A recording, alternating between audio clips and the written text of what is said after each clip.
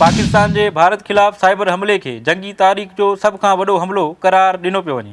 भारतीय हमले जे जवाब में पाकिस्तान जे हमलनि हिकु तरफ़ हिंदुस्तान खे ॾंदे आङिरियूं ॾेई छॾियूं आहिनि त ॿिए तरफ़ वरी दुनिया बि हैरान थी वई आहे। पाकिस्तान 10 मई ते सुबुह जे वक़्तु भारत खिलाफ़ जवाबी कार्रवाई करे भारत जो गुरूर धूड़ करे छॾियो।